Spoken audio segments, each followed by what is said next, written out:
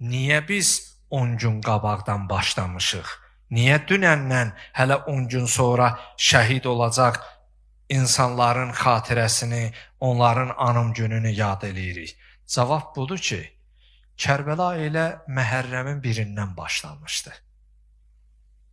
Onlar şəhid olmamış elə onların müsibətli günləri başlamışdı. İmam Hüseyin əleyhissalam hələ Məkkədə idi. Ərəfə günü Müslim ibn Əqili şəhid eləmişdilər. Bu gün o tarixi hadisəni danışıram. Yəni qurbandan bir gün qabaq sabahki qurban olacaqdı və həc mərasimi bitəcəkdi.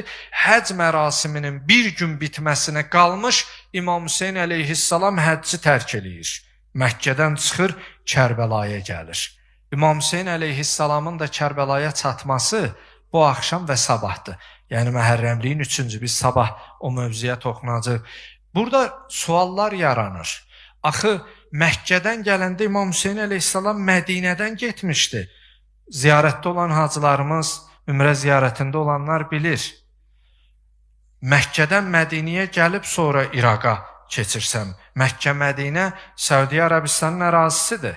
Amma İraq başqa ölkədir. Sual yaranır.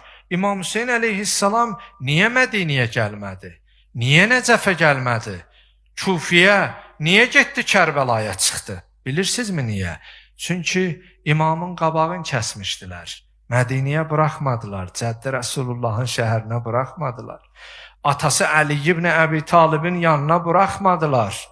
Ta qoşunu ilə gəldi, dayandı Fəratın kənarında.